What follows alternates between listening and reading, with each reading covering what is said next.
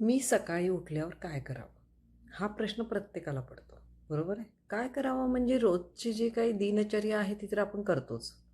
पण काय करावं आणि कोणती साधना करावी हे प्रत्येकाला प्रश्न असतो. किंवा आपण जमलिंग असतं आपल्या डोक्यामध्ये. आपण गोंधळलेलो असतो, की करावं काय? बरोबर आहे? कारण आपण खूप साऱ्या साधना बघतो. काही म्हणतात मंदिरात जा, काही म्हणतात एक माळ जपाची ओढा. अनेक, अनेक, अनेक काय-काय प्रत्येकजण वेगवेगळं सांगत असतं. तर त्यासाठी एक उत्तम उपाय. सगळ्यात महत्त्वाचं असतं आपलं शरीर, आपलं मन, आपलं आभामंडल. आता आभामंडल हा विषय खूप पुढचा आहे, पण आपल्या सामान्य लोकांसाठी फक्त काय महत्त्वाचं असतं? शरीर आणि मन. कारण मन जर स्थिर असेल, मन जर प्रसन्न असेल, तर आपला दिवस प्रसन्न जातो. बरोबर आहे? तर ज्यावेळेला तुम्ही सकाळी उठता, त्यावेळेला पहिल्यांदा आपण 1 सेकंदभर किंवा 1-2 मिनिटं आपण स्थिर बसतो, शांत बसतो आणि मग आपण बेडवरनं खाली उतरतो. पहिल्यांदा मनामध्ये भाव आणायचे आहेत. मी पूर्ण स्वस्थ आहे, मी पूर्ण स्वस्थ आहे, मी पूर्ण स्वस्थ आहे.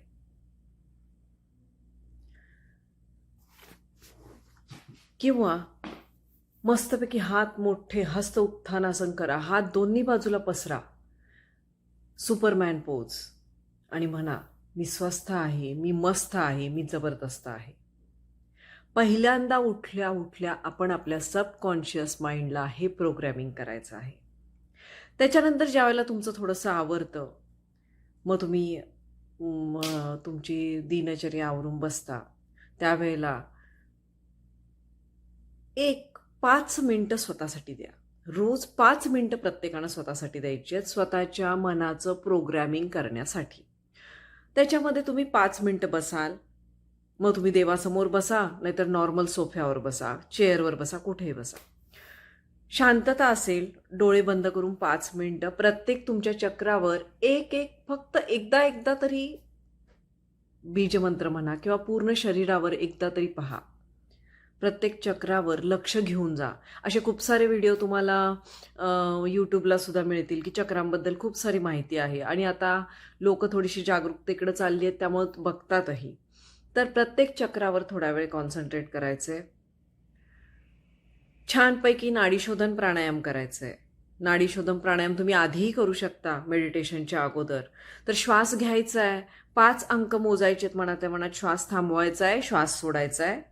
परत जो श्वास सुटलेला असतो त्यावेळेला पुन्हा 5 अंक मोजायचे, श्वास बाहेरच ठेवायचा आहे, घ्यायचा नाही आहे. ते 5 अंक मोजायचे आहेत आणि पुन्हा श्वास घ्यायचा आहे. परत तुम्ही सावकाश श्वास घेतला की पुन्हा 5 अंक थांबायचे आहेत, श्वास आतमध्ये ठेवायचा आहे. याप्रमाणे तुम्ही एक 5 वेळा करायचं आहे. काय सांगितलं मी तुम्हाला? मी स्वस्थ आहे. आपल्या सबकॉन्शियस माइंडचं प्रोग्रॅमिंग करायचं आहे. नाडीशोधन प्राणायाम करायचं आहे. चक्रांच्या बीजमंत्र किंवा चक्रांवर हात ठेवून लक्ष केंद्रित करायचं आहे. डोळे बंद करून बसायचं आहे आणि त्याच 5 मिनिटात तुम्हाला दिवसभरात तुमचं काय आहे, समजा एखादी मीटिंग असेल तर ती मीटिंग तुम्ही सक्सेसफुली पार पाडलेली आहे हे तुम्ही समोर बघायचं आहे.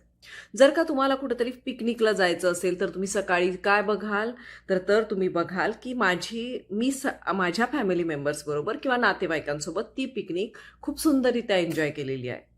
हे तुम्ही त्या 5 मिनिटामध्ये हे करायचं काम आहे.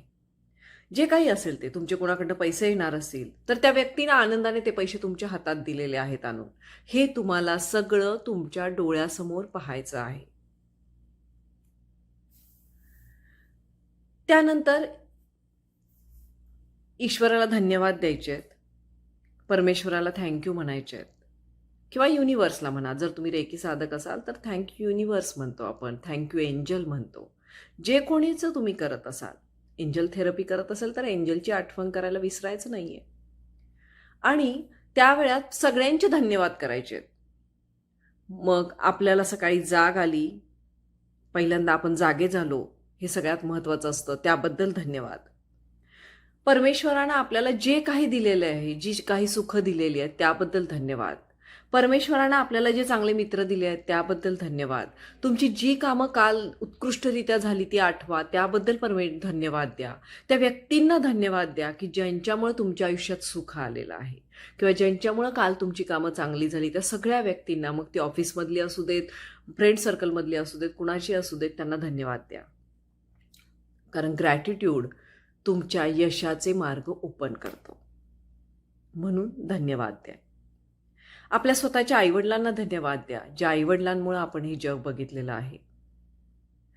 जे कोणी निंदा करतात ना, त्यांना सुद्धा धन्यवाद द्या. कारण त्यांच्यामुळेच आपल्याला नवीन नवीन कल्पना सुचत असतात. त्यांच्यामुळेच आपण आपल्या मनात जिद्द निर्माण होऊन आपण पुढे जाण्यासाठी मार्ग शोधत असतो.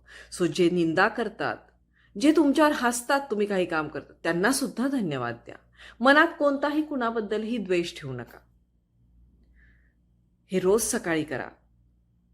प्रत्येकाला धन्यवाद देणे, आपल्याला जे हवं ते व्हिज्युअलाइज करणे आणि मनात कायम पॉझिटिव्ह राहायचा प्रयत्न करा. ज्यावेळेला मनात निगेटिव्ह विचार येतील त्यावेळेला एक मोठा श्वास घ्या. तो श्वास 5 सेकंद थांबू द्या आणि तो सोडून द्या.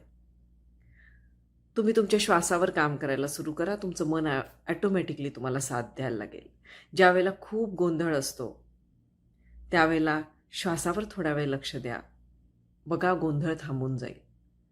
ह्या छोट्या छोट्या टिप्स आहेत आपण रोजच्या जीवनात करण्यासाठी, आणि जर त्या आपण जागृत राहून केल्या तर खरोखर आयुष्य सुंदर होतं. तर असंच आयुष्य सुंदर बनवा.